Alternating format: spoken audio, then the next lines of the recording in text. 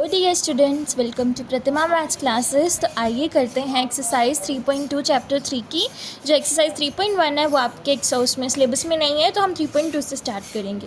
तो पहला क्वेश्चन देखते हैं। इसमें हमें बोला है अगर 10 बच्चे क्लास 10th के पार्ट लेते हैं मैथमेटिक्स क्विज़ में, तो मुझे नंबर ऑफ़ गर्ल्स 4 ज़्यादा हैं बॉयज़ से, तो मुझे बॉयज़ और गर्ल्स का नंबर निकालना है। इसका मतलब है अगर 10 बच्चों ने पार्ट लिया है और जो गर्ल्स हैं वो 4 ज़्यादा है बॉयज़ से, तो मुझे दोनों का नंबर फाइंड करना है। तो यहाँ पे हम इक्वेशन बनाएंगे। देखते हैं, देखो यहाँ पे हमारे पास क्या होगा कि जो दोनों गर्ल्स और बॉयज़ लेट कर लेंगे कि लेट जो गर्ल्स हैं वो मेरे पास क्या है x है और बॉयज़ है वो क्या है y है। तो x प्लस वाई कितने हैं 10 बच्चों ने पार्ट लिया है। और जो गर्ल्स हैं तो गर्ल्स हमारी बच्चे क्या है यहाँ पे जो y है वो गर्ल्स क्या है 4 ज़्यादा है बॉयज़ से, मतलब जो x है वो क्या है मेरे पास y प्लस 4 है।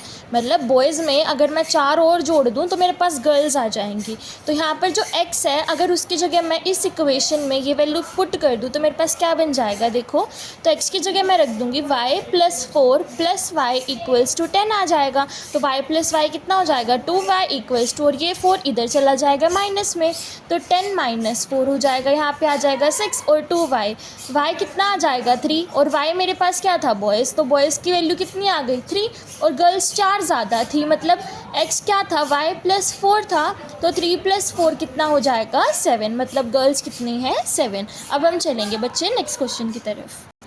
तो आइए बच्चे सेकंड पार्ट देख लेते हैं इसका। इसमें हमें बोला है कि 5 पेंसिल और 7 पेन, मतलब 5 पेंसिल और 7 पेन टुगेदर मिलके ₹50 के हैं, और 7 पेंसिल 5 पेन 46 के हैं। तो मुझे एक पेंसिल और एक पेन की कॉस्ट निकालनी है। तो यहाँ पर हमारे पास 2 इक्वेशन बन जाएंगी। उन दोनों इक्वेशन को सॉल्व करके हमारे पास आंसर आ जाएगा।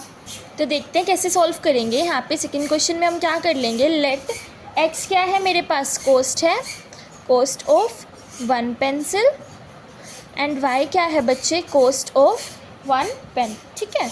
और इक्वेशन 1 में इन्होंने मुझे क्या बोला है कि 5x मतलब 5 पेंसिल और 7 पेन की कॉस्ट कितनी है 50, और दूसरे वाली इक्वेशन में क्या बोला है 7 पेंसिल और 5 पेन की कॉस्ट है 46। तो यहाँ पे देखो मेरे पास 2 इक्वेशन बन गई। अगर मैं क्या करूँ इन इक्वेशन में इनका एक वाला कोफिशिएंट सेम बना दूँ तो वो कैंसिल आउट होके मेरे पास एक वैल्यू आ जाएगी। तो हम यहाँ पे y को सेम बना लेते हैं बच्चे। तो यहाँ क्या करेंगे, इसको तो 5 से मल्टीप्लाई कर देंगे, इसको 7 से मल्टीप्लाई कर देंगे, ठीक है।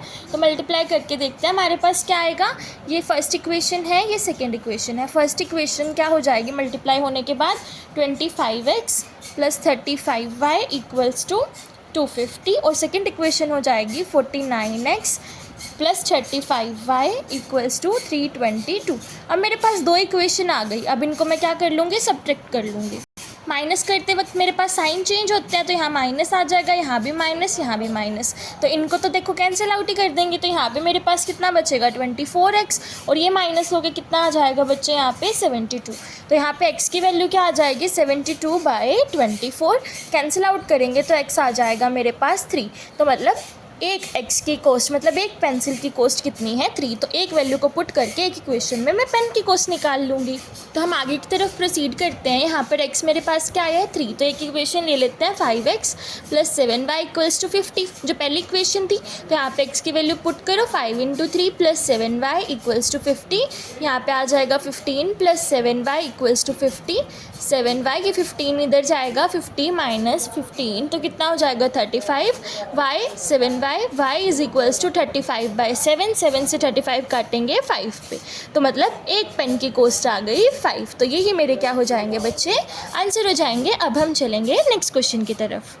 तो आइए बच्चे क्वेश्चन नंबर 2 करते हैं। इसमें हमें बोला है कि हमें क्या करना है, 2 इक्वेशन दे रखी है, इनके रेशियोज़ को कंपेयर करना है और वहाँ से पता करना है कि जो लाइन है वो इंटरसेक्टिंग है, पैरेलल है या कोइंसिडेंट है, ठीक है। तो इसके लिए मैंने आपको पहले भी बताए थे कुछ फॉर्मूलाज कि हम कैसे सॉल्व करते हैं, ठीक है। तो यहाँ पर हम क्या करेंगे, हम पहले इनके जो रेशियोज़ हैं कोफिशिएंट्स हैं उनको ऐसे a1/a2 b1/b2 c1/c2 में रख लेंगे, और फिर अगर a1/a2 not equal to b1/b2 आता है तो वो इंटरसेक्टिंग लाइन है। ये सारे फॉर्मूलाज मैं आपको फर्स्ट वीडियो में करा चुकी हूँ, तो आपको आते होंगे। तो हम देखते हैं अब इसका सोल्यूशन कैसे करेंगे। तो ये दे रखी है मेरे पास इक्वेशन। यहाँ पे ये a1 है, ये B1 है, ये C1 है, ये A2 है, ये B2 है, ये C2 है, ठीक है। तो आपको जो फॉर्मूलेज मैं एक बार रिमाइंड करा देती हूँ, क्या होता है A1/A2 not equal to B1/B2। ये कौन सी लाइन को, इंटरसेक्टिंग लाइन को डिनोट करते हैं, ठीक है। अगर ये हमारे पास कंडीशन आती है, मतलब इंटरसेक्टिंग लाइन है, और आता है A1/A2 equals to B1/B2 not equals to C1/C2, ये हमारा होता है पैरेलल लाइंस के लिए। किन के लिए बच्चे? पैरेलल लाइंस के लिए। अगला आता है A1/A2 equals to B1/B2 equals to C1/C2, ये हमारा आता है कोइंसिडेंट लाइन के लिए।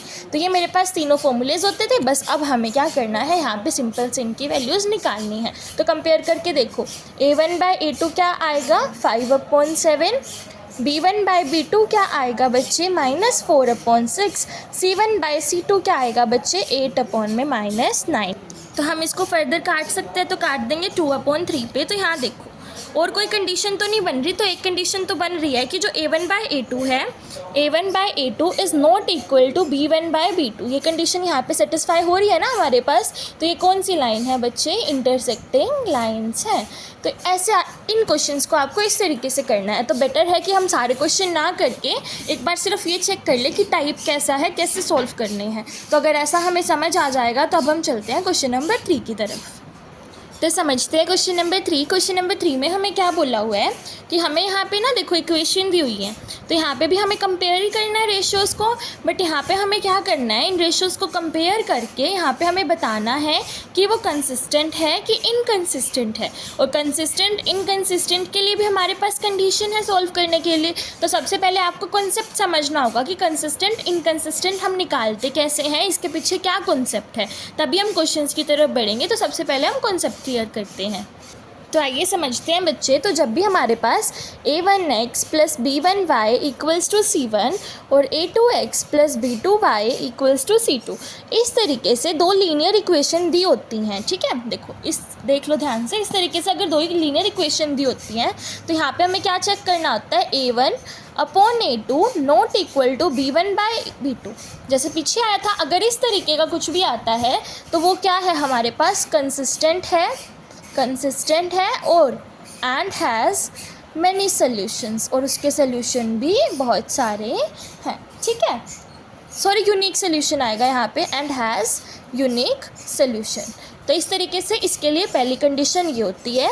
अब दूसरी कंडीशन चेक करते हैं। अगर आता है A1/A2 equal to B1/B2 equal to C1/C2, तो ये हमारा क्या होता है, ये भी सिस्टम हमारे पास क्या होता है, this system is also consistent. ये भी हमारे पास कंसिस्टेंट होता है एंड हैज़, इसके होते हैं हमारे पास इनफाइनाइट सॉल्यूशन, ठीक है। तो दूसरी कंडीशन ये हो गई। अब थर्ड वाली कंडीशन चेक करते हैं। थर्ड वाली कंडीशन में क्या होता है, A1/A2 equals to B1/B2 equals to C1/C2। तब इससे कंडीशन होती है तो हमारा सिस्टम क्या होता है, सिस्टम इज़ इनकंसिस्टेंट। क्या होता है बच्चे, इनकंसिस्टेंट होता है एंड हैज़ नो सोल्यूशन, और इसका कोई भी सोल्यूशन नहीं होता। तो आप ध्यान देखिए, यहाँ पे A1/A2 equal to not equal to B1/B2, system consistent है, मैनी यूनिक सोल्यूशन है। यहाँ पे अगर यहाँ पे नॉट इक्वल आएगा, यहाँ पे नॉट इक्वल है, A1/A2 इक्वल टू B1/B2 है, नॉट इक्वल टू C1/C2 है, तो सिस्टम कंसिस्टेंट है और इनफाइनाइट सोल्यूशन है। अगर सारे ही इक्वल हैं तो सिस्टम इनकंसिस्टेंट है और उसका कोई भी सोल्यूशन नहीं है। तो अब हम चलते हैं क्वेश्चन की तरफ।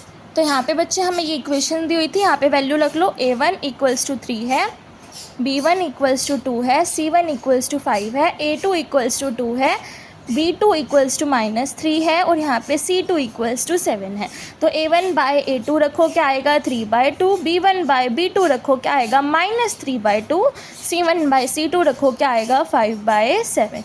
तो ये दोनों चीज़ें आ गई। तो यहाँ पे देखो कौन सी वाली चीज़ बैठ रही है, यहाँ पे A1/A2 not equal to B1/B2 आ रहा है ना।